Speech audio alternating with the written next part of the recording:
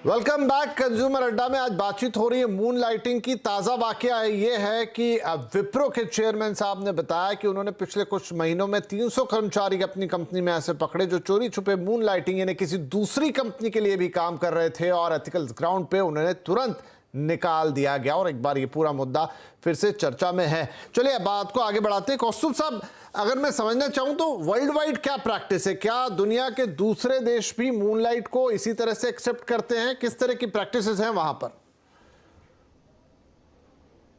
देखिए, world wide अगर देखा जाए तो अगर आप यूरोप और यूएस में देखा जाए तो बहुत सारे लोग ये मून लाइटिंग को सपोर्ट करते हैं, बिकॉज कॉन्ट्रैक्चुअल एम्प्लॉयमेंट वहां पे एक नॉर्म बन चुका है।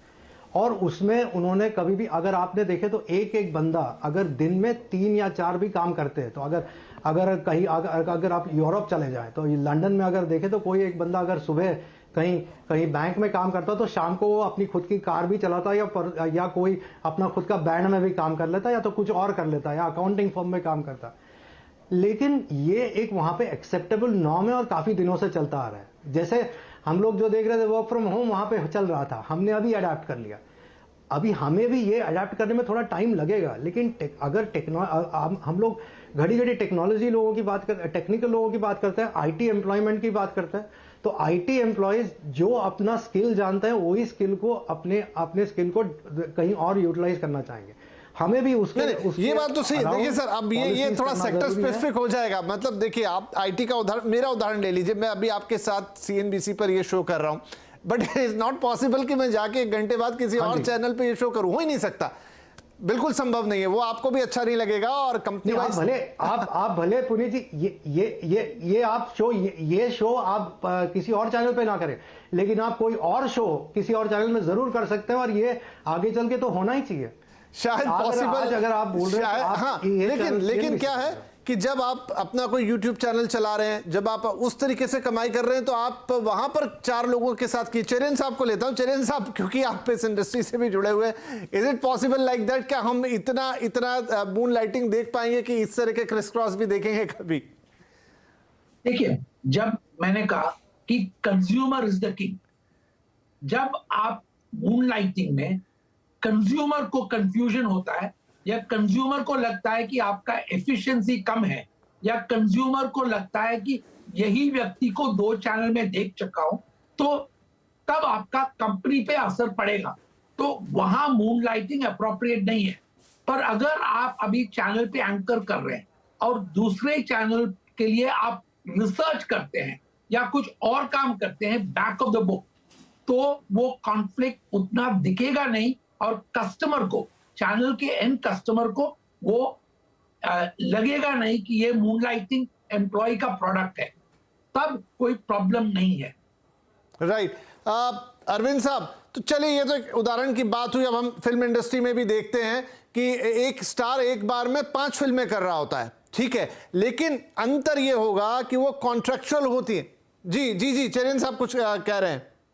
वो एम्प्लॉय नहीं है। हाँ, मैं वही कहने जा रहा था कि वो एम्प्लॉय नहीं है। और अभी कौस्तुभ साहब ने भी जो उदाहरण दिया यूएस का या यूरोप का, तो वो कॉन्ट्रैक्चुअल बेसिस की नौकरियां हैं। लेकिन जब एक कंपनी आपका बहुत सारा, मतलब आपको प्रॉपर एम्प्लॉय रखती है, आपके कॉस्ट बियर करती है, आपको बहुत सारी सुविधाएं देती है, क्योंकि कॉन्ट्रैक्ट वर्कर्स को वो चीजें, वो कॉस्ट आधी हो जाती है कंपनी के लिए, तब शायद उनके ऐतराज भी इतने नहीं रहेंगे। लेकिन जो प्रॉपर हायरिंग है उसमें शायद कंपनी वाली साहब एग्री ना करे। है जो भी, जी आता हूं कौस्तुभ साहब आपके पास। हाँ बाली साहब जी, हमारा मतलब हमें एक चीज देखिए, हम यहाँ पे बात कर रहे हैं एक अच्छी क्वालिटी के जो जॉब्स हैं, फुल फ्लेज जॉब्स हैं।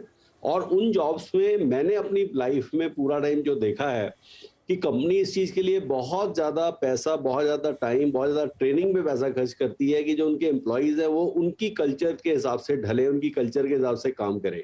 जैसे टेलीकॉम में एयरटेल या जियो, लाइक ये अलग अलग रिलीजन की तरह कंपनियां चलाते हैं। मतलब इनको एक अपना एक काम करने का तरीका है, फिलॉसफी है, राइट। अगर ऐसा हो तो लगे कि एयरटेल का सेल्स का आदमी मॉर्निंग में एयरटेल के सिम भेज रहा है और शाम को जियो के सिम भेज रहा है, वो एक्सेप्टेबल नहीं हो सकता है। ऐसे ही ये कोडिंग का काम भी जो है, ये बहुत ज्यादा सुपर स्पेशलिस्ट काम है और ये काम को देना। हाँ, मुझे लगता है ज्यादातर जगहों पर आपको इसी तरह की दिक्कत होगी जहां आप एक स्पेशलाइज काम कर रहे हैं और कंपनी चाहेगी कि आप उसी के लिए करें। कौस्तुभ साहब, आप कुछ कहना चाह रहे थे लेकिन क्विकली, समय बहुत कम रह गया।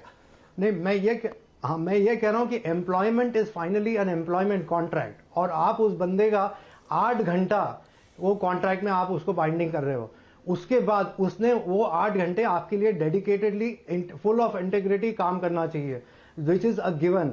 लेकिन हमें ये लेके चलना है कि आगे जाके ये नॉर्म्स चेंज होने वाली है, हमें उस हिसाब से चेंज होना बहुत जरूरी है, क्योंकि अगर हम लोग नहीं होंगे, और आईटी का बंदा है तो, और या तो टेलीकॉम का बंदा है, या तो रिटेल का बंदा है, या तो मीडिया का बंदा है, he or she will have only that quality। और वो कॉन्ट्रैक्ट हमें कल एम्प्लॉयमेंट कॉन्ट्रैक्ट कहते हैं, एम्प्लॉयमेंट बाइंडिंग नहीं कहते कभी उसको। हम बाइंड नहीं करते किसी को 24 घंटे, हम उसे सिर्फ 8 घंटे बाइंड करते हैं। ठीक है, अब देखिए जी क्विकली सर, इंपॉर्टेंट जो पॉइंट है, हर समय हर एम्प्लॉइज के ऊपर एक्सपाइंड नहीं कर सकते, राइट। अगर मान लो एक ऐसा कल्चर आप अलाउ करते हैं, और हर समय आप कैसे चेक कर सकते हैं कि आदमी इस कंपनी का कोडिंग पे काम कर रहा है, उस पे काम कर रहा है, इधर की चीज उधर लेके जा रहा है, उधर की चीज इधर लेके जा रहा है।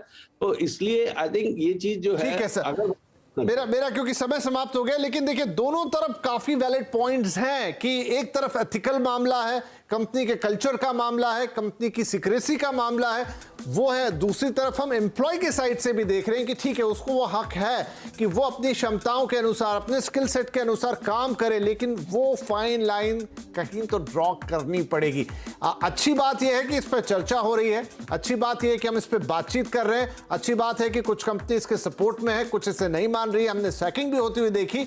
बट हाँ, अब इसको क्या करना है आगे चल के, आई थिंक इंडस्ट्री ही इसके कुछ रूल्स एंड रेगुलेशन बनाएगी। और जैसा कह रहे हैं दुनिया में प्रिवेलिंग है अब काइंड ऑफ कॉन्ट्रैक्ट, हम नया लेबर कोड भी आता हुआ देख रहे हैं, क्या वो आगे इस पर कुछ और रोशनी डालेगा? क्या सरकार इसमें कुछ रूल्स एंड रेगुलेशन लेकर आती है, इंडस्ट्री इसको आगे कैसे लेती है, और अलग अलग सेक्टर्स इसे कैसे अपनाते हैं? शायद ये थोड़ा वक्त और निकलेगा, क्योंकि ये चर्चा बस अभी शुरू हुई है, तो और क्लैरिटी आएगी। लेकिन फिर भी आज आप तीनों ने बहुत अच्छी बातचीत की है, बहुत अच्छा लगा। आई थिंक दर्शकों को भी सुन के काफी मजा आया होगा, और एक क्लैरिटी, एक थॉट की यहां जरूर बनती हुई दिखाई देगी मून लाइटिंग के ऊपर। बहुत शुक्रिया आप सभी का इस कार्यक्रम में शामिल होने के लिए। नमस्कार।